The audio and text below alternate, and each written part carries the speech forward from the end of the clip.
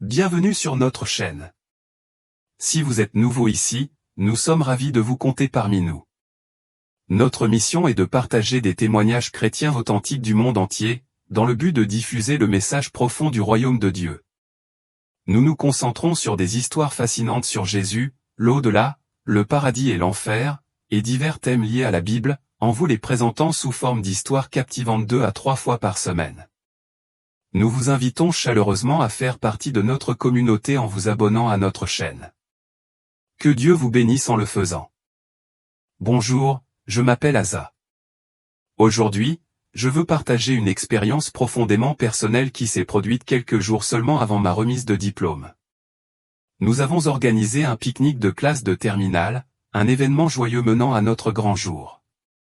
Pendant le pique-nique, j'ai décidé de nager seul jusqu'à un radeau. Malheureusement, les choses ont pris une tournure désastreuse, j'ai eu de fortes crampes, je me suis noyé, puis je suis décédé. Mais ce qui s'est passé ensuite était à la fois étonnant et transformateur. Tout d'abord, je dois vous dire que le processus de noyade était loin d'être agréable. Ce fut une expérience atrocement douloureuse. Je me suis retrouvé coincé au fond du lac, chaque cellule de mon corps me faisant intensément mal. Le désespoir m'envahissait alors que j'aspirais à une seule bouffée d'air. Tout mon être était consumé par un cri intérieur pour cette unique respiration qui me maintenait en vie, mais elle restait insaisissable. Au milieu de cette agonie, une voix résonna dans mon esprit, m'appelant par le nom AA. La voix dit calmement, AA, tu as besoin de te reposer juste un instant. Malgré le ton apaisant de la voix, je résistais, répondant, non, je ne pense pas que je veuille me reposer. J'ai besoin de me relever pour respirer. Dans ma lutte pour remonter à la surface, je découvris que j'étais pris au piège dans la boue sous moi, mes mains étaient coincées, immobilisées. Je me sentais complètement emprisonné. La voix parla à nouveau, m'invitant doucement, AA, tu peux continuer la lutte, mais veux-tu te reposer juste un instant? J'ai donc répondu à la voix, très bien, je vais me reposer un instant, puis je continuerai d'essayer. Au moment où j'ai mentalement accepté l'idée de me reposer, j'ai ressenti un profond changement. Comme par une force douce, mais indéniable, j'ai été tiré hors de mon corps. En un instant, j'ai regardé ma forme physique, piégée dans la boue en dessous. Pourtant, je n'étais plus confiné dans cet état froid et glacial, j'étais enveloppé d'une nouvelle sensation de chaleur, d'amour et de paix au-delà de toute explication. Je me suis retrouvé dans un royaume qui n'était ni de ce monde ni d'un autre, un royaume où les contraintes du temps et de l'espace semblaient sans importance. L'environnement était baigné d'une douce lumière dorée, créant une lueur sereine et invitante. La profonde tranquillité que j'ai ressentie ici était différente de tout ce que j'avais connu auparavant. Dans ce cadre éthéré, j'ai rencontré des êtres de pure lumière. Leur forme était lumineuse et transcendante, combinant des éléments à la fois humains et divins.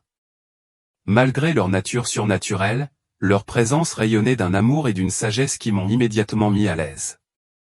Parmi ces entités rayonnantes, une figure se démarquait particulièrement.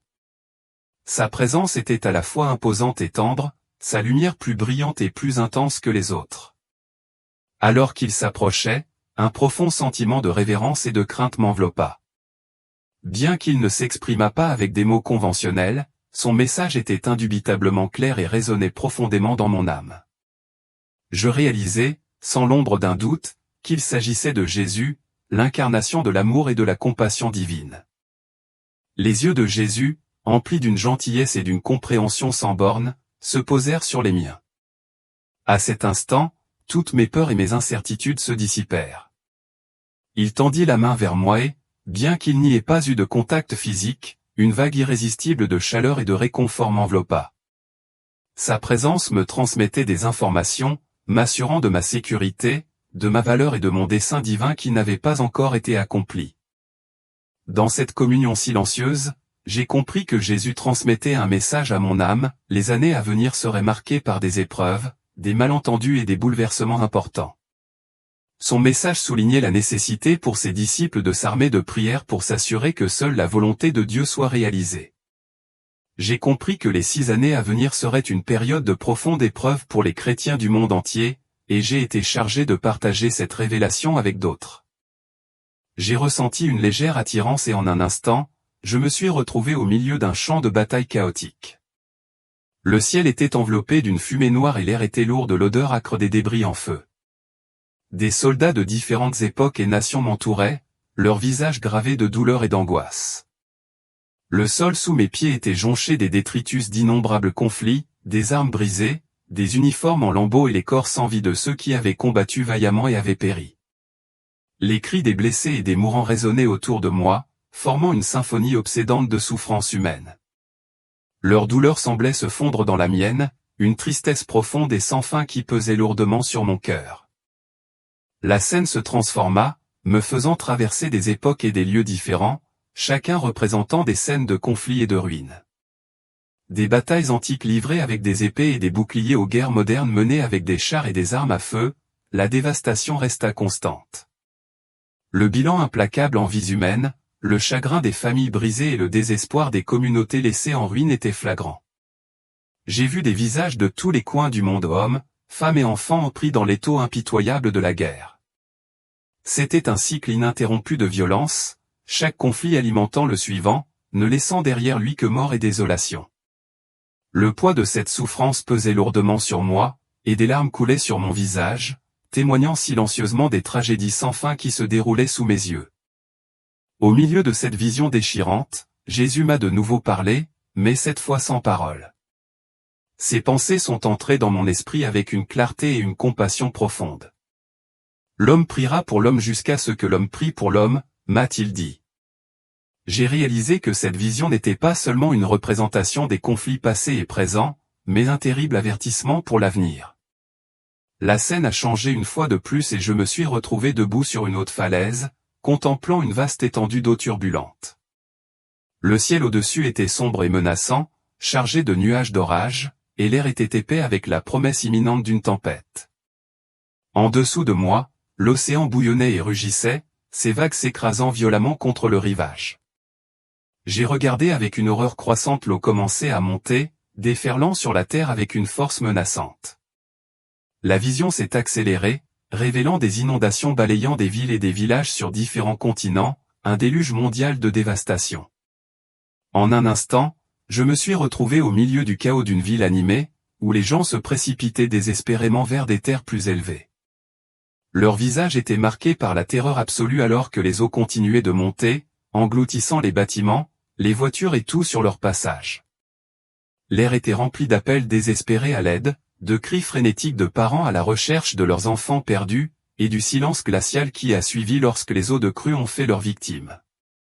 La scène était déchirante, chaque seconde intensifiant la gravité de la catastrophe. Soudain, j'ai été transporté dans des paysages ruraux où la dévastation a pris une autre dimension. De vastes champs de culture ont été submergés par la marée inflexible, leur terre autrefois fertile étant désormais une tombe aquatique. La perte a été profonde non seulement de vies humaines, mais aussi de la subsistance essentielle sur laquelle les communautés comptaient. Le bétail et les animaux sauvages ont été emportés, leurs corps emportés dans l'abîme. L'odeur omniprésente de la mort flottait dans l'air, un rappel sinistre et obsédant des ruines causées par le déluge. Alors que j'essayais de saisir toute l'étendue de cette vision catastrophique, la scène changea une fois de plus. Je me retrouvais au pied d'un volcan imposant, dont le sommet était enveloppé d'un épais voile de fumée et de cendres. Le sol sous mes pieds tremblait violemment et je regardais avec crainte et effroi le volcan entrer en éruption avec un rugissement tonitruant. De la lave en fusion jaillit, une rivière de feu ardente qui dévora tout sur son passage. Des villes et des villages entiers furent ensevelis sous le flot brûlant, leurs habitants pris au piège et incapables d'échapper à l'assaut ardent. La destruction était totale, un rappel implacable de la puissance écrasante de la nature et de la nature éphémère des efforts humains face à de telles forces primitives. Il viendra un temps où tout cela arrivera en même temps, dit Jésus, sa voix emplie de gravité. Il continua, cela arrivera pendant l'ère des plus grands péchés de l'homme.